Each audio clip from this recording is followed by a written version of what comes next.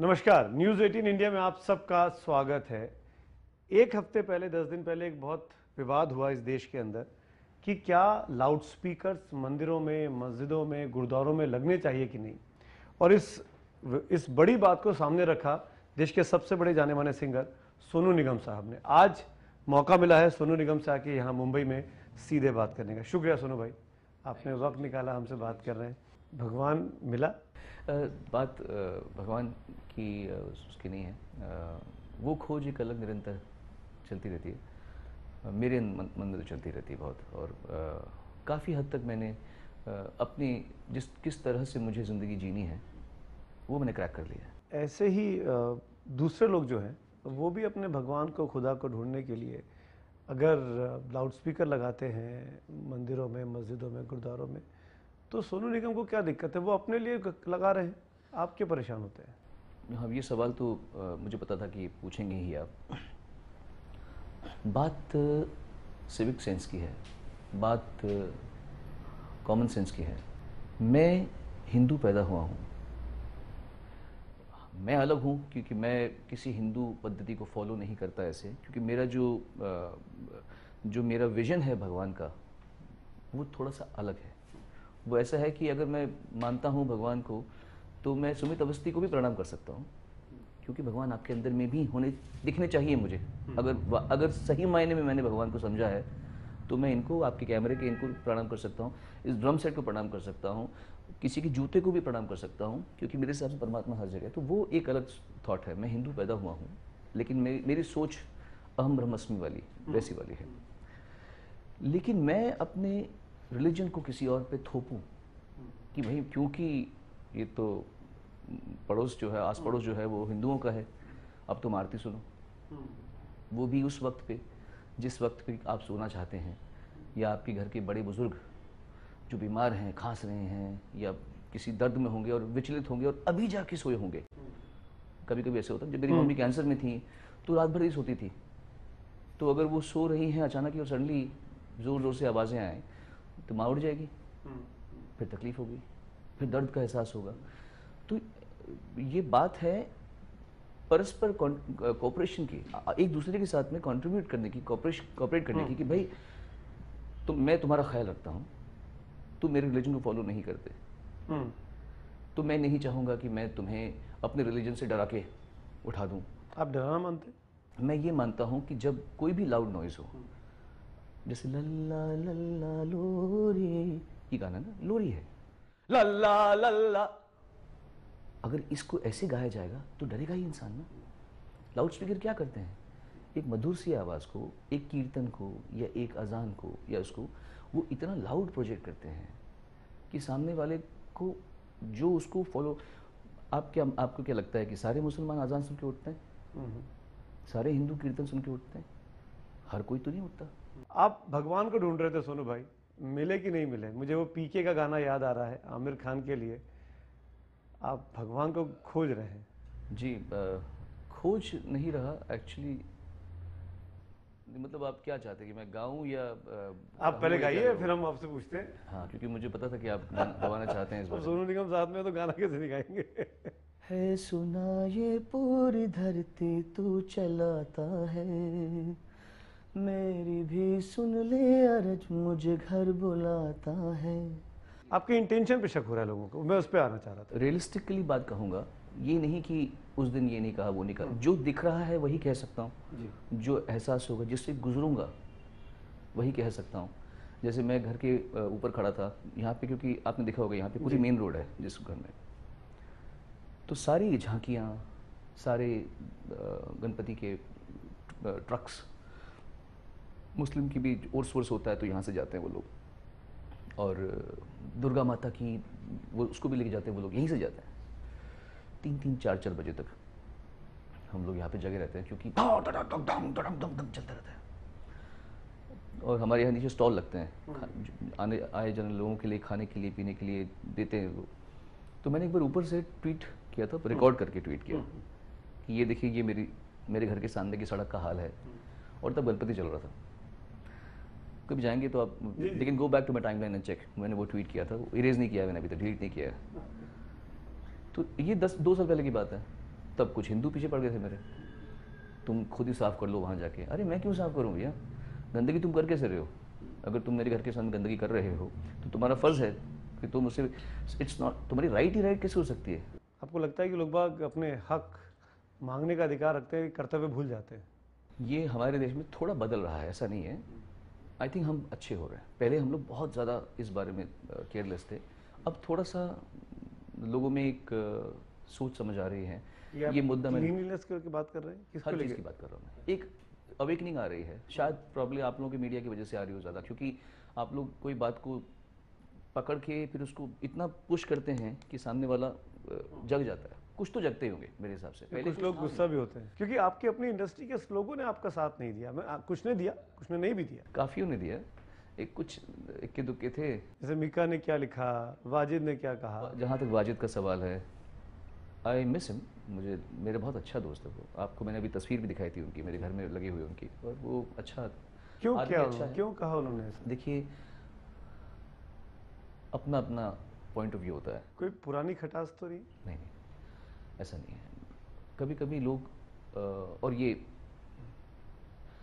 हर धर्म में होता है। There are people who are rational. हम भी, हमारा जो है वो, हम बीच के सोचने वाले लोग हैं। कुछ लोग रिलीजन को बहुत ज़्यादा देते हैं, देश से ऊपर मान के। तो अपना अपना माइंडसेट होता है, मैं इस बारे में कुछ नहीं कह सकता। मैं यही कहूँगा कि अपना पर्सपेक्टिव इंसान पर्सनली भी दे सकता है जब दोस्तों की बात हो तो। क्योंकि मेरा जो पॉइंट था वो दोस्ती का पॉइंट नहीं था। मेरा एक भारतीय नागरिक होने के नाते जो मेरा, मैं समझता हूँ कि हमें मिलना चाहिए, और इस तरह की गलती मुझसे हो, ये हिमाकत मुझसे हो, तो आप प्लीज़ मुझे भी प्लीज़ रेप्रिमांड मी, अंदर ले जाओ, जो भी करो। अगर मैं 10 बजे के बाद में शो कर रहा हूँ और धड़ धड़ धड़ चल रहा है और आई एम सोनू निगम, तो आप मुझे पकड़ कर अंदर ले जाइए। अगर मैं मेरे फ़र्ज़ से विमुख हो रहा हूँ तो आप भी मुझे पकड़ लीजिए। मैं एज ए नागरिक, as a citizen of a country, मैं सोचता हूँ कि हमें कॉमन सेंस को अब इस देश में लागू करना ज़रूरी है। मुझे किसी ने कहा था अभी, India is a very noisy country यार, इंडिया में तो बड़ा शोर होता है यार, उसमें कौन सी बड़ी बात है। तो मैंने कहा कि इंडिया में तो सती प्रथा भी थी, पर इंडिया में विधवाओं के बाल भी काट दिए जाते थे, अभी भी शायद करते होंगे ऐसे। तो तुम क्या बोलोगे कि काटते रहने दो, तुम आवाज़ क्यों उठा रहे हो? औरतें जलते रहने दो भैया, क्या फ़र्क पड़ता है? तो ये कहाँ की सोच हुई? चेंजेस तो आने चाहिए। चेंजेस आने चाहिए सर, ये बहुत इम्पोर्टेंट चीज़ है। और एक समय ऐसा भी आना चाहिए कि हम लोगों को गाड़ी में हॉर्न बजाने की भी मनाही होनी चाहिए। किसी भी अच्छे सभ्य देश में नहीं होता। जब मेरी गाड़ी में कोई अमेरिकन आता है या कोई यूरोपियन आता है, मेरी गाड़ी में बैठता है इंडिया में, वो हैरान हो जाते हैं कि मैं गाड़ी कैसे चला रहा हूँ। पग पग पे हॉर्न मारता हूँ मैं, पैं। क्यों? क्योंकि यहाँ का चलन ही ऐसा है, हटेंगे ही नहीं वो रास्ते से। अब क्योंकि सारी दुनिया मार रही है हॉर्न, तो हम भी हॉर्न मारेंगे। लोग हटते नहीं हैं क्योंकि वो लेन फॉलो नहीं करते। तो ये आप समझे ना, लेन फॉलो करना शुरू कर देंगे तो हॉकिंग बंद हो जाएगी। आप चाहते हैं कि आप एक कैंपेन शुरू करें, लोग आपको फॉलो करें? जो लोग बोल रहे थे कि मैंने ट्वीट क्यों किया, वो ही अपने ट्वीट में माँ बहन की गालियाँ लिख रहे हैं, तो उन्हें वो अलाउड है, उनका हक है भाई। तेरी माँ का, तेरी बहन का, तेरी उसका, वो सब चल रहा है। मैं मेरा बात को बिना गाली के प्रस्तुत कर रहा हूँ, उनसे उनको एतराज़ है। पर मुझे किसी के सहारे की ज़रूरत नहीं है। मुझे फॉलो करो या ना करो, मैं ये जानता हूँ कि जो मैं कह रहा हूँ उसके पीछे तत्व है। मेरी एक बहुत अच्छी दोस्त है, मैं उनका नाम नहीं लूँगा क्योंकि मैं नहीं चाहता मैं किसी को बताऊँ। मुझे मुस्लिम लिरिक्स राइटर है, बहुत अच्छी, इस समय इंडिया में टॉप में है, वो बहुत अच्छा कर रही है। उन्होंने मुझे कल फ़ोन किया, मुझे कहती है सोनू मैं बिल्कुल आपके पक्ष में हूँ, हमारे घर के पास 7 मस्जिद हैं, एक वक्त पे अजान नहीं आती, पहले एक चलती है फिर सेकेंड होती है। अगर मैं गलत बोल रहा हूँ तो आप जेल में डाल दो मुझे। अगर मल्टीपल मस्जिद होंगे, सब मस्जिदों से अलग अलग वक्त पे अजान आएगी। क्यों हो रही है ऐसा? अजान का वक्त तो एक होना चाहिए डिसाइडेड। यू शुड डिसाइड कि 5:05 पे सबकी आवाज़ अजान आएगी। नहीं, अलग अलग वक्त पे अजान क्यों करते हैं ऐसा? आपस में कंपटीशन, या क्योंकि हमारे लॉज इतने स्ट्रांग नहीं हैं कि हम उनको बोलें कि भैया जिस तरह 10 बजने में 5 मिनट पे मेरे कॉन्सर्ट्स के सामने पुलिस आ जाती है, और वो एक्चुअली कभी कभी साउंड ले आते हैं कि ये शो तुमने 10 मिनट ऊपर कर दिया, अब हम साउंड हमारा कन्फिस्केट कर लेंगे वो लोग साउंड को। वैसे ही धर्म के मामले में पुलिस चुप हो जाती है। आप उनमें से हैं कि धर्म मेरा निजी विषय है, मैं बंद कमरे में जो चाहे करूं, जैसे चाहे पूजा करूं, जैसे चाहे इबादत करूं, बिल्कुल। लेकिन ढिंढोरा पीटने की क्या जरूरत है? दुनिया को सुनाने की, दिखाने की क्या जरूरत है? कितना सिंपल है ना सोनू जी, कितना जियो सिंपल और है। जीने दो। इसमें क्या बुरा मानने की बात है? जो वर्ड मैंने इस्तेमाल किया था, तुम उसको पूरा जी रहे हो। गुंडागर्दी, गुंडागर्दी मैंने कहा था, धार्मिक गुंडागर्दी। और हाँ, ये गुंडागर्दी वर्ड मैंने मंदिर और गुरुद्वारे के बाद इस्तेमाल किया था, मस्जिद के बाद इस्तेमाल नहीं किया था। जितना लोगों की चॉइस है कि बस 4 में से 2 ट्वीट ले लिए और एक चौथा ले लिया, तीसरा ट्वीट छोड़ दिया। तो ये मैंने टोटल धार्मिक गुंडागर्दी के बारे में कहा था। क्या आपको एक कंट्रोवर्सी क्योंकि हुई है और बढ़ती जा रही है जब से बीजेपी की गवर्नमेंट बनी, टू बी स्पेसिफिक, कि दुनिया को, खासकर हिंदुस्तान को ऐसे पेंट कर दो कि यहाँ पे जो मुस्लिम्स हैं, जो माइनॉरिटी कम्युनिटी है, वो खुश नहीं है, उसको मेजॉरिटी दबा रही है। और जब भी मौका मिलता है इन लोगों को, माइनॉरिटीज़ को, वो मेजॉरिटी पे चढ़ जाते हैं। क्या आप भी उसका शिकार हुए? आपके कुछ ट्वीट्स को जानबूझ के इग्नोर किया गया? मुझे इतना पता है कि लोगों को, वो एक बड़ी अच्छी बात मेरे दोस्त हैं, उनके फादर ने कही थी कि जो सोया हुआ है उसको जगाया जा सकता है, जो जागा हुआ है उसको जगाना असंभव है। तो अगर किसी ने सोच ही लिया है कि नहीं नहीं सोनू निगम तुम मुसलमानों का वो है, ये है, उसने ऐसे बोल दिया, अजान के बारे में बोल दिया, अब तुम सोच चुके हो, तुमको ये सुनना ही नहीं है कि उसने अपने मंदिर के बारे में भी कहा, उसने गुरुद्वारे के बारे में भी कहा, उसने उसके, वो किसका शिष्य है? वो मोहम्मद रफ़ी का शिष्य है। मेरा सवाल भी ये था कि आप मुसलमान विरोधी हैं क्या? मतलब मैं ऐसा क्यों पोर्ट्रेट किया जा रहा है कि सोनू निगम, जिसने आमिर खान के लिए गाने गाए, सलमान खान के लिए गाने गाए, शाहरुख खान के लिए गाने गाए, वो सोनू निगम मुसलमान विरोधी हो गया है? ये तो मतलब क्या बोलते हैं उसको, ये मिस्चीवियस थॉट है, ये मिस्चीवियस थॉट है, जानबूझ के। एक होता है ना, किसी को कुछ लोग स्वयं को प्रताड़ित करते हैं ऐसे थॉट से। उनको भाई हमने मान लिया कि हम, सोनू निगम ऐसा है, या फलाना हमारे खिलाफ है, या ये जो है मंत्री हमारे खिलाफ है, नाम नहीं ले रहा मैं किसी के भी, या ये प्रधानमंत्री हमारे खिलाफ है, मान लिया है। ये नहीं सोचेंगे कि इसके पहले जो तुमको लग रहे थे तुम्हारे साथ में है, या तुमको लग रहा है जो साथ में है, उन्होंने तुम्हारी दुर्दशा क्या कर रखी थी तब से। तो कुछ अच्छा हो रहा है तो उसको होने दो। एक आदमी सकारात्मक बात बोल रहा है। अगर मेरा कहना है कि हमारे देश में इतनी सभ्यता आए, we are doing so well as a country right now. हम बाहर जाते हैं तो लोग, hey from India, hey you from India, wow, heard a lot about India man, बहुत अच्छा सुना इंडिया के बारे में। लोग ऐसे इंडिया के बारे में होते हैं। आज से 20 साल पहले नहीं था ऐसा। उनको लगता है इंडिया में हाथी चलते हैं अभी भी। ये मोदी जी के आने के बाद, मैं एक व्यक्ति आपने जो कहा, मेरे ख्याल से मोदी जी के आने के पहले भी, फ्रैंकली, जब ग्लोबल रिसेशन हुआ था तब भी इंडिया बच गया था। बिल्कुल, तब मोदी जी नहीं थे। ये अलग बात है कि मोदी जी के आने के बाद कुछ अच्छा हुआ होगा, बट मैं, क्योंकि मैं पॉलिटिकल पार्टी से जुड़ा हुआ नहीं हूँ, तो मैं तो 2008 की बात करूँगा। पूरी दुनिया डूब गई थी, ये अपना भारत ही था ना जो खड़ा हुआ था। उस समय इंडिया की साख पूरे वर्ल्ड में हुई है। Let's behave certain way. अब आपकी मैं इज्जत करूँ, या आप मेरे घर पे आए, सोनू निगम घर पे आ रहे हैं, इज्जत कर रहे हैं, और मैं सडनली आपके सामने, अबे ओए इधर आ, यार क्या कर रहे हैं, अबे पागल हो गया, दिमाग खराब हो गया, अगर मैं इस तरह बात करूँ, हाउ विल यू फील? मैं तो क्या सोच के आया था, सोनू निगम एक सभ्य आदमी होगा, ये अपने नौकरों से कैसी बात कर रहा है। तो मैं क्या बोलूँ, मैं ऐसे ही हूँ। अरे क्यों ऐसा है भैया तू? People come with, look at you with respect, behave. So as a country हमारी इज्जत बढ़ रही है। हम कोई ट्राइबल कंट्री नहीं है, हम वर्ल्ड की सबसे बड़ी डेमोक्रेसी हैं। हम सेक्युलर साबित कर चुके हैं अपने आप को। हमारा कोई रिलीजन नहीं है कि कोई क्रिश्चियन कंट्री होती है, कोई इस्लामिक कंट्री होती है, हमारा कोई रिलीजन नहीं है। हम लोग ने तो कोशिश पूरी की है, और वो कुछ लोगों की वजह से ही, जिन लोगों ने मुझे गालियाँ दी इतनी, ऐसे ही लोगों की वजह से जो अग्रेशन लोगों में बढ़ती है, वो बोलते हैं कि तू कर सकता है तो मैं भी कर सकता हूँ, फिर मैं भी फिर गौरक्षक हो जाऊंगा। होता है ना फिर। बिल्कुल। हम जैसे लोग बोलेंगे कि तू भी गलत है, गौरक्षक भी गलत है, ऐसे मत करो, किसी को मारो मत। हम तो साफ लोग हैं कि तुम जो कर रहे हो गाली गलौज और जो कर रहे हो ये भी रॉन्ग है, और तुम जो लिंचिंग कर रहे हो ये भी रॉन्ग है, पर तुम बोलोगे कि तुम यही रहोगे, वो गौरक्षक बंद हो जाने चाहिए। सोनू निगम जी के साथ एक खास बातचीत जारी है, तुरंत हाजिर होते हैं, बने रहिए न्यूज़ 18 इंडिया के साथ। सुनो, आपको लगता है कि जितने लाउड स्पीकर्स लगे हैं धार्मिक स्थलों पर, चाहे वो कोई किसी भी मजहब के हों, उनको उनका इस्तेमाल नहीं होना चाहिए, लाउड स्पीकर्स को हटा देना चाहिए? आप उस मुहिम का साथ देंगे? मैं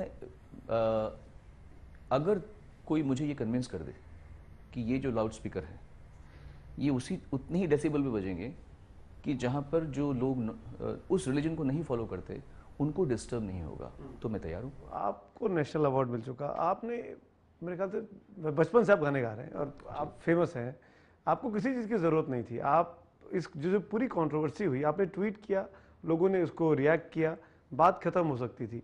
एक कोई छोटा मोटा मौलाना सामने आता है जो चुनौती देता है बेवकूफ़ी भरी, मैं तो उसको खुद बोला, और आप क्या उसके ट्रैप में आ गए कि मैं बाल कटा लेता हूँ, लाओ 50 लाख रुपए? ये क्यों किया आपने? ये क्या गलती थी आपकी? नहीं, बिल्कुल नहीं समझे। ये मेरा उसके मुंह पे गांधीवादी थप्पड़ था, और ये मेरा अपने देशवासियों के लिए भी एक मैसेज था जो मैंने कहा नहीं और आज आपके सामने कहता हूँ।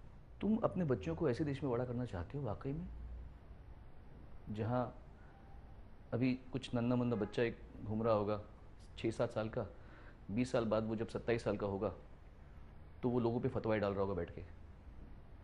Do you really want to live in the country? Do you want to make the country like this? तुमको अलाउ करना है तुम्हारे देश में? कल अगर मैं ये फतवा डाल दूं कि जो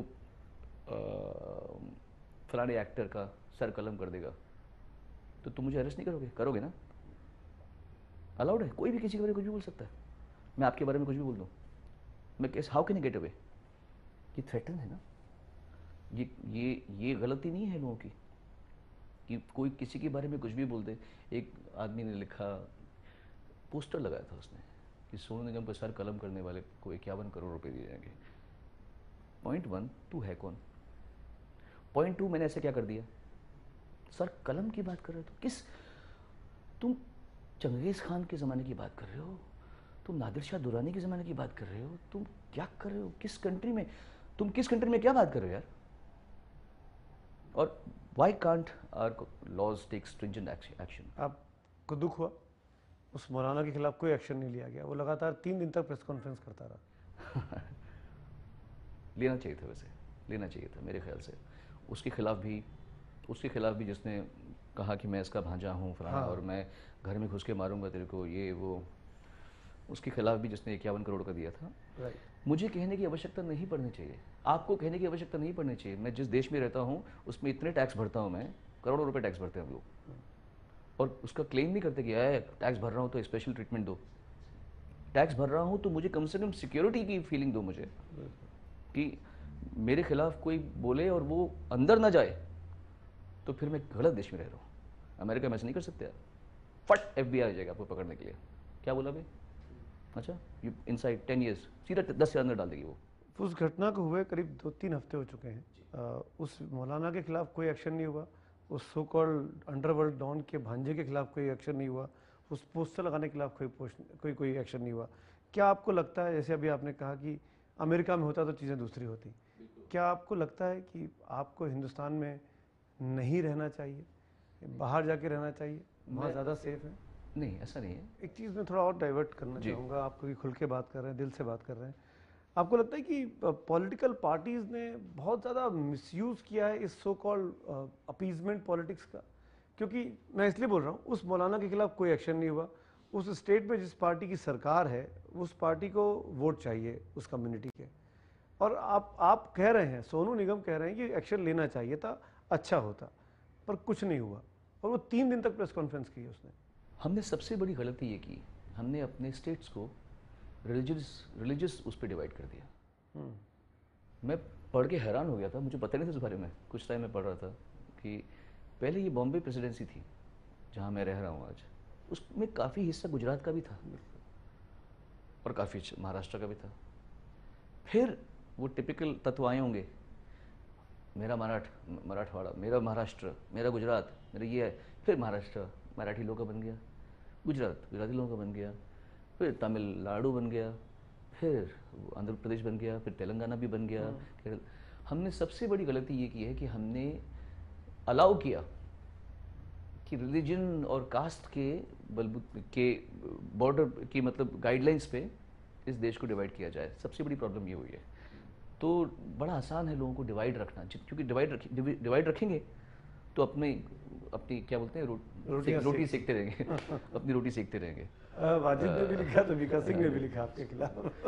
इनका तो यही मेरा मानना है कि हमको थोड़ा सा मज़हब को इतना इम्पोर्टेंस देनी, ठीक है आप फॉलो कीजिए, लेकिन इंसानियत से देश सबसे ऊपर होना चाहिए। इंसानियत इंसान इंसानियत देश से भी ऊपर इंसानियत होनी चाहिए, बिकॉज पेट्रियटिज्म भी कोई बहुत बढ़िया चीज़ नहीं है, वो भी घमंड है, वो भी ईगो है। मैं इंडियन, तू पाकिस्तानी, अब जो इंडियन नहीं है मेरा दुश्मन हो गया, मेरा देश मेरा देश मेरा देश। पेट्रियटिज्म एक पॉलिटिकल रिलीजन ईगो है, रिलीजन का कोई बाउंड्री नहीं है। बाउंड्री नहीं है। देश जो है पेट्रियटिज्म उसकी बाउंड्री है, it's the same thing, religion and patriotism the same thing. क्योंकि मैं पाकिस्तानी हूँ तो मैं इंडियन सोल्जर्स का सर काट दूंगा, क्योंकि ये इंसान तो है नहीं, दुश्मन है मेरे। पर अब तो ये काफ़ी ज़्यादा, आपने कहा कि देश अच्छा चल रहा है, अच्छा कर रहा है, लेकिन आजकल तो भारत पाकिस्तान के युद्ध के माहौल बना हुआ है। जो कहानियाँ चल रही हैं, जो चर्चाएं चल रही हैं, उसमें इंसानियत काफ़ी पीछे है और भारतीयता या राष्ट्र प्रेम ज़्यादा आगे है। थोड़ा है सैड मामला। मैं नहीं चाहता युद्ध, क्योंकि ट्विटर पे युद्ध करना बड़ा आसान है, फेसबुक पे will kill these guys and let's go for a war, बड़ा आसान है सर फेसबुक पे और उस पर युद्ध करना कि let's go and teach them a lesson. युद्ध क्या होता है, जनरेशन की जनरेशन बर्बाद हो जाएंगी। आज का युद्ध सतही तौर पे नहीं होगा, वो किसी और लेवल पे होगा युद्ध जो है, इट इज़ अ लॉन्ग, उसकी बहुत बुरे रेपरकशंस होते हैं। तो पाकिस्तान को भी समझना चाहिए कि इंडिया कोई छोटी मोटी चीज़ नहीं है और इंडिया को भी समझना चाहिए कि दुश्मन चाहे बातचीत छोटा भी हो तो बातचीत भी एक तरीका डैमेज कर सकता है एक आदमी, कोई भी डैमेज। इसका कोई तरीका नहीं है मेरे ख्याल से, ये कोई तरीका नहीं युद्ध वुद्ध का, बट ठीक है अगर अकल नहीं आती तो फिर शायद होगा भी, और ये डेस्टिनी वाली बात है। But I am not in favour of war, मैं युद्ध के पक्ष में नहीं हूँ। वैसे भी कोई भी युद्ध हो, लड़ाई हो, अंत में तो आपको बातचीत की टेबल पे आना ही पड़ता आने पड़ेगा तो फिर पहले कर लो बातचीत। राइट। मैं भी इस मामले में ईगो इस्तेमाल करना है आपको, पहले लड़ाई करना, झगड़ा करना, नुकसान करना, अपना भी, अपने बच्चों का भी, अपने उसका भी, उसके बाद बोले चल बैठ के बात करते हैं। एक दो चीज़ें और पूछना चाहूँगा सोनू भाई, इसके पहले कि और भी इशू पे आऊँ। क्या आपको लगता है कि ट्रिपल तलाक के मामले पर मुस्लिम कंजर्वेटिव्स, जो मेल सोसाइटी है, वो बहुत छोटे तरीके से सोच रही है? क्योंकि हिंदू धर्म में परिवर्तन हुआ है, चाहे दहेज प्रथा की बात हो, मैं यही चाहे बोलने वाला सती। था आपको। अच्छा, तो क्या किसी भी मजहब में जो चीज़ें दकियानुसी हैं, जिससे प्रॉब्लम होती है, क्या उसमें बदलाव होना चाहिए, नहीं होना चाहिए? अब हमारी इमेज जो है बड़ी हो रही है, लोग हमारे कंट्री में आके इन्वेस्ट कर रहे हैं, देख रहे हैं कि वर्ल्ड का रिचेस्ट हाउस इंडिया में है, दुनिया का सबसे बड़ा रेजिडेंशियल हाउस अंतिला है जो मुकेश जी का है। उस देश में आपको एक यूनिफॉर्म लॉ लाना ही पड़ेगा। इस देश को आप मल्टीपल लॉज से गवर्न नहीं कर सकते। आप रिलीजन को के नाम पे चाहे वो मुसलमान हो, चाहे वो हिंदू हो, चाहे वो क्रिश्चियन हो या जो भी हो, आप ये नहीं बोल सकते मेरा रिलीजन हिंदू है तो मेरा तो लॉ ये है, ऐसे नहीं कर सकते। नहीं, पर वो कहते हैं कि हमारा पर्सनल लॉ है, आप इसमें क्यों इंटरवीन करना चाह रहे हैं? इसमें मेरे ख्याल से कोई कहे उससे क्या फ़र्क पड़ता है, जो मेजॉरिटी ऑफ द कंट्री है दे शुड टेक स्टैंड। ये उनके ही फ़ायदे के लिए है, क्योंकि बेटियां उनकी भी होती हैं, बेटियां सबकी होती हैं। कैसा लगेगा जब उनकी बेटी को कोई बोलेगा तलाक तलाक तलाक, अब ख़त्म, या मैसेज कर देगा तलाक तलाक तलाक। तो जो ये कोशिश हो रही है गवर्नमेंट की तरफ से, बहुत अच्छी हो रही है, मैं तो एकदम उसके पक्ष में हूँ, और मैं हैरान हूँ कि अभी तक ये अलाउड कैसे था। मैं तो ये हैरान हूँ कि अभी तक हम सो रहे थे क्या, अभी तक हमारी नए चक्षु खुले क्यों नहीं कि हमारे क्या वो हमारे देश की लड़कियां नहीं है? बिल्कुल। तो उनके साथ में अगर इतनी बड़ी इतना उत्पीड़न हो रहा है तो ये तो बड़ी गलत बात है, और अभी तक होता आ रहा है। कितनी औरतों ने सफ़र किया होगा इससे। आपकी बातों से ऐसा क्यों लग रहा है कि आप बीजेपी के नज़दीक जाना चाह रहे हैं? चाहे अजान का मामला हो, चाहे ट्रिपल तलाक का मामला हो, चाहे दिन अच्छे आ गए हैं, ये सब चीज़ें इशारा कर रही हैं कि आप मोदी जी से प्रभावित हैं। इस सवाल का उत्तर देना बड़ा मुश्किल है सुमित जी, क्योंकि जिस दिन मोदी जी या कोई और बीजेपी का इंसान, जब बीजेपी गलत ट्रैक पे जाएगी तो सबसे पहले मैं ही खड़ा होऊंगा। मैं उस तरह की बात, अगर वो उनका ट्रैक गलत होगा, अगर उन्होंने अलाउ किया हालांकि मुझे ये ज़रूरत नहीं कहने की, फिर भी मैं कह रहा हूँ, अगर उन्होंने अलाउ किया कि कोई भी आदमी गौरक्षक के उसमें कि कहीं के घर में घुस जाए और मारपीट करे या ये करे, तो भी मैं खड़ा हूँगा। अगर कोई पार्टी या कोई नेता सही जा रहा है, तो जस्ट बिकॉज मैं उस रिस्क पे हूँ कि उस सही आदमी के साथ में मुझे जोड़ा जाएगा, मैं गलत बात नहीं कह सकता। अगर वो सही जा रहा है, मैंने योगी आदित्यनाथ पे ट्वीट किया था इसीलिए क्योंकि वो सही जा रहे थे। मुझे लगता है अभी भी सही जा रहे हैं, अभी भी वो नए नए आए हैं और कम उम्र के आदमी हैं। आते ही अगर वही कोशिश कर रहे हैं कि भाई काम कर रहे पे नहीं कर रहे, ऐसे ही तो लोग चाहिए इस देश में। अपना उल्लू सीधा करने वाले लोग नहीं चाहिए हमें।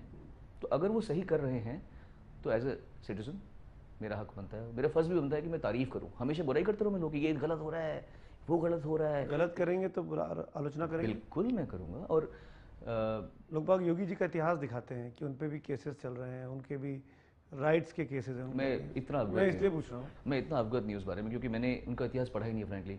क्योंकि मेरा पॉलिटिकल इंटेंट से ज़्यादा मेरा सोशल रिस्पॉन्सिबिलिटी ज़्यादा लगता है मुझे लगता है कि मेरा जो उद्देश्य है वो सोशल इश्यूज़ पे ज़्यादा रहता है। और मेरे पास टाइम नहीं है सुमित जी कि मैं अब पूरा टाइम इस पे लगाऊं कि मैं आज से सोशल रिफॉर्मर बने। जो बात मुझे लग रही है मैं कह दूंगा, मैं अपने काम में मस्त हो जाऊंगा। So don't even expect me कि मैं कोई आज से सोशल रिफॉर्मर बन गया।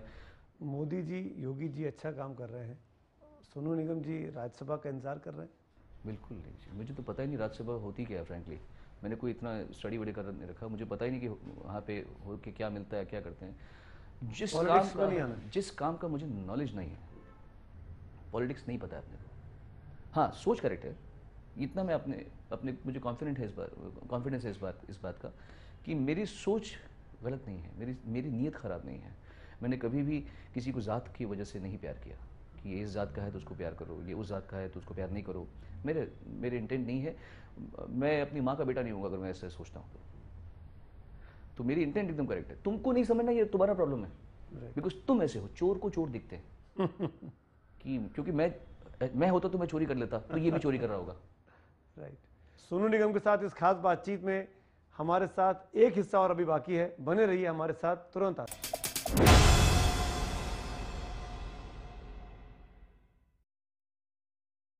सोनू भाई, एक चीज़ बताइए, एक चीज़ को लेके मोदी सरकार का क्रिटिसिज्म होता है कि आप कह रहे हैं कि पाकिस्तानी कलाकारों को हिंदुस्तान में काम नहीं करना चाहिए, या आप उनको वीज़ा देते हैं, आपकी सरकार उनको बुलाती है, फिर आप पाकिस्तान के साथ बिजनेस कर रहे हैं, और एक चाहे वो माहिरा खान हो, चाहे वो और भी सिंगर्स हैं, तमाम पाकिस्तान के लोग आते हैं गाना गाने, उनके खिलाफ यहाँ कैंपेन खड़ा किया जाता है राइट विंगर्स के द्वारा। क्या ये ठीक है? चलिए मैं आपको सच्ची मेरी भावना बताता हूँ। हालांकि पॉलिटिकल राइट कुछ और होगा, बट इसके बारे में शायद मेरे अगेंस्ट कुछ लोग खड़े हो जाएं, कुछ बोलेंगे। मेरा सच में मानना है सुमित जी कि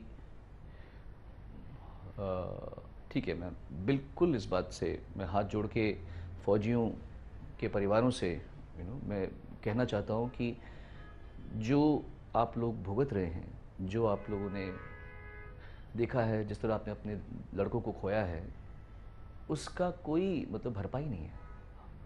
बिल्कुल, उसकी कोई भरपाई नहीं है। तो हम आपकी मतलब जितनी सेवा करें उतना कम है, जितना आपको थैंक यू बोले उतना कम है। और कभी हमारी ज़रूरत पड़े बुलाइए, आपके लिए हम लोग सड़क में खड़े होकर गा देंगे, जहाँ से कुछ भी पैसा जमा होता है। जो हो आप मुझे बोलिए, मैं सड़क में गा दूंगा, कि जितनी बार बुलाएंगे उतनी बार मैं कर दूंगा। ये मेरे हैविंग सेड दैट, मैं ये कहना चाहूँगा कि आपको हमेशा एक ब्रिज खुला छोड़ देना चाहिए। एक ब्रिज, छोटा सा ब्रिज, कि अगर मुझे उस पार जाना हो तो मैं कैसे जाऊंगा। Art is that bridge. कला ही वो ब्रिज है जिससे आप जुड़े रहते हैं। कुछ एक कनेक्शन तो रहता है, पूरा कनेक्शन टूटता नहीं है। ये कला ही है जिससे, चाहे वो लिखित कला हो, चाहे वो गायन की कला हो, चाहे वो हस्तकला हो, चाहे वो एक्टिंग की कला हो, अभिनय की कला हो, कुछ भी हो, एक कला छोटा सा ब्रिज है जिससे किसी को इतना हर्ट होता नहीं है। फ्रेंकली वो छोड़ देना चाहिए ताकि कभी वापस जाना पड़े। और मैं ये जानता हूँ, बिल्कुल जानता हूँ, जितने हम इंडियन हैं उतने वो भी पाकिस्तानी हैं। मैं ये भी जानता हूँ और मैं तो खैर ह्यूमैनिटेरियन थॉट का ज़्यादा हूँ। मैं अपने आप को इंडियन से ज़्यादा मैं अपने आप को इंसान समझता हूँ। मैं अपने आप को संकुचित नहीं रखना चाहता कि मैं बस भारतीय भारतीय भारत, नहीं नहीं।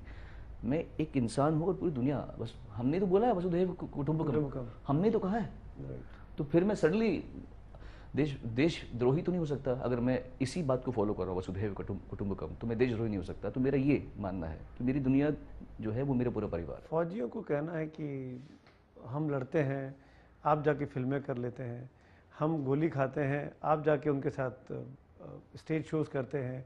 अभी ऑस्ट्रेलिया में होने वाला था जो कैंसिल हुआ। ये तमाम चीज़ें जहाँ पे इंडिया पाकिस्तान का, आपको भी शायद जाना था, आप भी नहीं गए, आपने मना किया आपने। मैंने एक्चुअली पहले ही मना किया हुआ था। हाँ। 1 महीने पहले मैंने मना कर दिया था, क्योंकि मैंने इस वजह से मना नहीं किया उसको। मैं नहीं जाना चाह रहा था बिकॉज कुछ मुझे ही कुछ काम था और I just didn't want to go there. तो बाई चांस की बात है कि वो उसमें वो अच्छा ही हो गया कि वो कैंसिल हो गया जो भी है। बट मुझे समहाउ लगता है कि एक थोड़ा सा ब्रिज छोड़ना चाहिए। लेकिन हाँ, अगर मेरे देश के लोगों का भी मुझ पर अधिकार है, क्योंकि कहीं ना कहीं जिस तरह मैं एक परिवार को बिलोंग करता हूँ, अगर वसुधैव कुटुंबकम तो पर अपना परिवार भी कुटुंबकम ना तो फिर अपना देश भी कुटुंबकम ना, तो पहले उसका भी सुननी पड़ेगी। तो अगर देश बोलेगा कि भाई ये मत करो तो नहीं करेंगे। बट मेरी मेरी सोच ये है, I will stand by my country, I will stand by my countryman. मेरे देशवासियों को मैं निराश नहीं करूँगा। लेकिन मेरी सोच ये है कि ये आदान प्रदान को रोकना नहीं चाहिए, क्योंकि इससे किसी का कोई ऐसा नुकसान नहीं है। कहीं ना कहीं ये बिल्ड ही हो रहा है, कुछ अच्छा ही बिल्ड होगा। नफरत को थोड़ा सा ये हीलिंग देता है। आप चाहेंगे जो राइट विंगर्स लोग हैं आपकी इंडस्ट्री में, खासकर मैं नाम ले लेता हूँ, अशोक पंडित, अनुपम खेर, खुलकर बोलते हैं पाकिस्तानी आर्टिस्ट को भगा देना चाहिए। अभिजीत, हमारे पास तो लाखों लोग हैं अपने आर्टिस्ट हैं, इनको ये सोच बदलनी चाहिए, इनको भी ये सोचना चाहिए कि एक ब्रिज है ये। नहीं, उनको पूरा हक है उनकी बात कहने का। मैंने जो कह दिया वो कथन सबसे बड़ी बात क्यों हो जाए? ठीक है। मेरा डेमोक्रेसी पर किस बात की हुई? मैं सबको कहूँ कि मेरी बात मानो? नहीं। I respect Ashok Pandit and I respect Anupam ji and I respect and love Abhijeet Bhattacharya. तो उनका कहना जो है वो उनका पॉइंट है, जो मैंने कहा ये मेरा पॉइंट है। बाकी जो डिसाइड किया जाएगा eventually we will follow that. एक चीज़ और कहा जा रहा है सोनू भाई कि आपके पास उम्र के इस पड़ाव में फिल्में कम हो गई हैं, आपके पास काम की कमी है, तभी आप इस तरह की कंट्रोवर्सीज में कूद जाते हैं। I'm sorry अगर मैंने आपका गलत सवाल किया है। नहीं, बिल्कुल आपका पूरा हक। आपके आलोचकों ने कहा इस बात, आपका पूरा हक है इस बात में कहने का। सूर्य जी, मैंने 2006 में जब मैं अपने पीक पर था, उस समय मैंने प्रेस कॉन्फ्रेंस में अनाउंस किया था जी कि मैं रिटायर हो रहा हूँ। याद है मुझे। 11 साल हो गए इस बात को। 11 साल पहले मेरे पास ये हिम्मत थी, क्योंकि मैंने समझ लिया था कि मुझे इस तरह से इंडस्ट्री में बुढ़ा नहीं होना। मैंने अपने सीनियर्स देखे हैं, काफ़ी अच्छे समझदार भी हैं काफ़ी, बट मैंने अधिकतर लोग इंडस्ट्री में फ्रस्ट्रेटेड देखे हैं। 11 साल पहले 26 में मेरी उम्र थी 33 साल। उसी दिन मैं 33 साल का हुआ था, मेरा बर्थडे था उस दिन, जुलाई 30 की बात है ये। तब प्रेस थी और मेरे मन में आया, इम्पल्स आया। वो कहते हैं और आगे प्लान क्या है जी आपका? मैंने कहा रिटायर होना है। अरे रिटायर, तो फिर सब में आ गया, सोचने रिटायर ऐसे शुरू हो गया वो। तो मेरा जो ये बात को कहने का इसका कोई संबंध ही नहीं है इस चीज़ से, क्योंकि मैं 11 साल पहले रिटायरमेंट अनाउंस कर चुका हूँ। पर आप रिटायर हुए तो नहीं ना? बिल्कुल रिटायर हुआ मैंने काफ़ी कम काम किया है। और क्या होता है कि जिस तरीके से हम ज़िंदगी जीते हैं तो लोग फिल्टर्ड होना शुरू हो जाते हैं। पहले मैं था मिडिल क्लास फैमिली से आया हुआ बच्चा, नया जवान हुआ हूँ, सक्सेस चाहिए, पैसा चाहिए, ये करना। तो हम किलर इंस्टिंक्ट के साथ में काम करते थे। कॉल कर लोगों को, सर वो आपकी नई फिल्म आ रही है, मेरा गाना है ना, ऐसा। बच्चे थे ना। पर जब एक मुकाम आपको भगवान दे दे, जब आपको लोग इज्जत दें, उसके बाद भी आप भिखारी की तरीके से बिहेव करें, तो आप अपने भगवान की अवमान ना कर रहे हैं, आप उसका अपमान कर रहे हैं। एक पॉइंट पे जब आप आ जाएं तो आपको काम हो जाना चाहिए, आश्वस्त होना चाहिए लाइफ में कि यार मेरे को भगवान ने इतना दिया, जितना मतलब 10-12 सालों में मैं कहाँ से कहाँ पहुँच गया था। मेरे पोस्टर्स बिकते थे सड़कों पर। बिल्कुल। तो मुझे इतना दिया, सिंगर हो के किस सिंगर को मिलता है ये चीज़ें जो मुझे मिल रहा था? अभी तक मिलता है मुझे। मैंने अभी तक मेरे करियर में ये नहीं देखा, क्योंकि हमारे जो कॉन्सर्ट्स होते हैं that is litmus test. Right. God is so kind कि जहाँ 91 में जब स्टार्ट किया था उससे आज तक हमने कभी ये देखा नहीं है। वी स्टिल जो 2 साल पहले था उसका डबल आ जाए हम लोग। Concert is the litmus test कि आप कॉन्सर्ट्स में कितना पैसा लेते हैं वो। ओके। तो अब ये इतना देने के बाद अगर इंसान एक इनसिक्योर्ड ज़िंदगी जी रहा हो कि मुझे इसमें गाना नहीं मिला, उसमें नहीं आया, ये कैसे गा रहा है, वो कैसे गा रहा है, तो थू है तुम पे। मैं इस तरह की ज़िंदगी ना जीना चाहता था, ना कभी किसी को रेकमेंड करूँगा जीने को।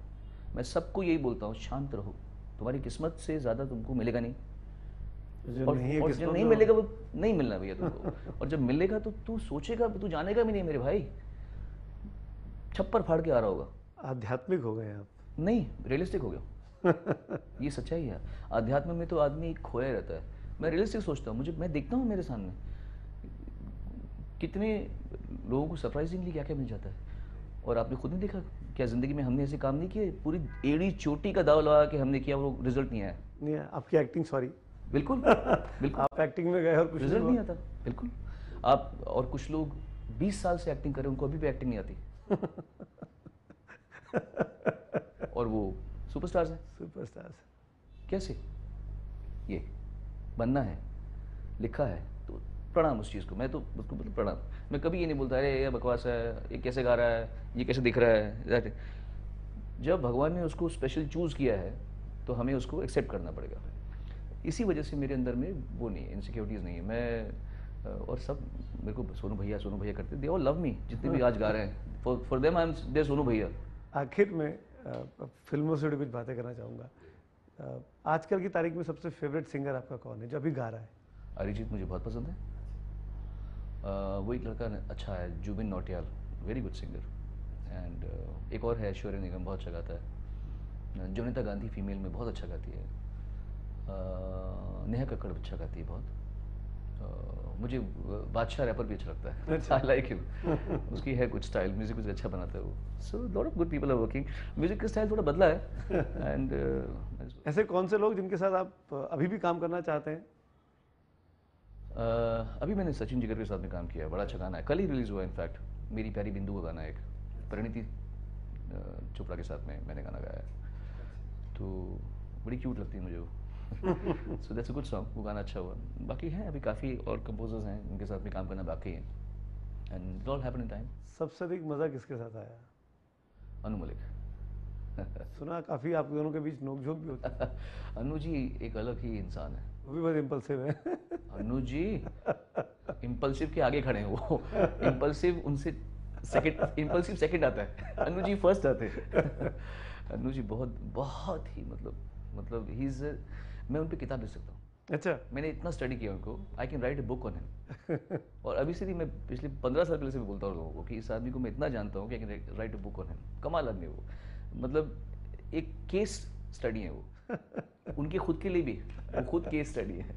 But I have enjoyed working with him, and उनका काफ़ी कंट्रीब्यूशन है मेरे म्यूज़िक में। But of course A R Rahman, हालांकि उसके साथ मैंने काम नहीं किया बहुत टाइम से, बट अच्छा आदमी है उसने। काफ़ी जतिन ललित के साथ काफ़ी काम किया है, साजिद वाजिद के साथ काफ़ी काम किया है, Anand Milind. I work with lot of people. आप काम करेंगे साजिद वाजिद के साथ अब इस कंट्रोवर्सी के बाद? देखिए, इंसान को कभी भी अपना अच्छाई नहीं छोड़नी चाहिए। मेरे हिसाब से गलती मुझसे नहीं होनी चाहिए कभी भी। सामने वाला फॉल्ट में रहे तब तक ठीक है। जहाँ मैंने भी उसके जैसे बिहेव शुरू कर दिया तो हम बराबर हो जाते हैं। किसी गलत आदमी के साथ में गलत बिहेव मत करो। तो अगर मुझे लगता है कि उसने गलत किया है और मैं भी गलत हो जाऊँ तो हम बराबर हो जाएंगे ना। तो अगर वो माफ़ी मांग लेंगे तो बात खत्म? माफ़ी मांगने की ज़रूरत भी नहीं है उसे। अगर वो काम बुला लेंगे तो भी आप चले जाएंगे? चुप रहना चाहिए बस। लाइफ बहुत बड़ी है। काम करेंगे कि नहीं आप? जवाब ज़रूर करूँगा मैं, क्यों नहीं करूँगा। मतलब वो कोई इसमें कहने वाली बातें नहीं है। मेरे नज़र में मेरी दोस्ती, मेरा प्यार इतना कच्चा था ही नहीं कभी भी। आपने कितने गाने गा लिए होंगे? कुछ है हिसाब किताब आपके पास? मैंने गाया होगा 5-6 हज़ार। सबसे अच्छा गाना आपका फेवरेट खुद का गाया हुआ? अजय अतुल का गाना है अभी मुझ में कहीं, कल हो ना हो शंकर एहसान लॉय का, उनके साथ मैंने काफ़ी काम किया अच्छा। So this two are very good songs. फिर मेरी एक एल्बम आई क्लासिकली माइल्ड, उसकी लोग मतलब हर इंसान की ज़िंदगी में एक काम होता है जिसको लोग जो सोचते हैं ना कि यार ये ऐसा काम छोड़ जाऊं कि लोग बोलें कि इसको हम सुन के प्रेरणा लेते हैं। राइट। जैसे मैंने मिराज गज़ल जो गुलाम अली साहब और आशा जी की एल्बम थी उसको सुन के सीखा। हरिहरन जी की एल्बम थी, उसको मैंने काफ़ी सुना था।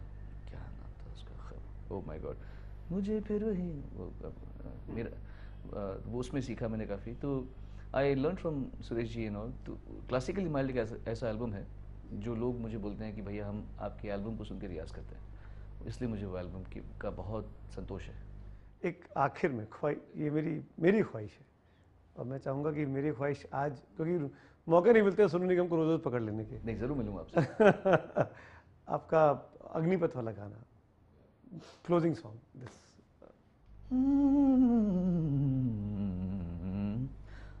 अभी मुझ में कहीं बाकी थोड़ी सी है जिंदगी, जगी धड़कन नहीं, जाना जिंदा हूँ मैं तो अभी। कुछ ऐसी लगन इस लम्हे में है, ये लम्हा कहाँ था मेरा, अब है सामने इसे छू लो जरा, मर जाऊं या जी लो जरा, खुशियाँ चूम लूं या रो लूं जरा, मर जाऊं या जी लो जरा। Thank you so much, thank you so much, thank you Sonu भाई। और मेरी शुभकामनाएं हैं आप इसी तरीके से सच्चाई के रास्ते पर आगे बढ़ें, और अपनी बात कहने का तरीका जो आपने चुना है उससे डगे ना, उससे डिगे ना, उस पर आगे बढ़ें। हमारी शुभकामनाएं Sonu Nigam. Thank you so much. Sonu Nigam, news 18 India पर खास बातचीत आप देख रहे थे। और जैसा कि सोनू ने कहा, इस कम उम्र में इतनी कुछ चीज़ें पा लेना एक अपने आप में बहुत बड़ा अचीवमेंट होता है, और एक साधारण बैकग्राउंड से आकर इतना कुछ पाने के बाद भी ग्राउंडेड रहना, ये कोई सोनू निगम से सीख सकता है। आज इस खास पेशकश में इतना ही, लेकिन खबरें जारी हैं।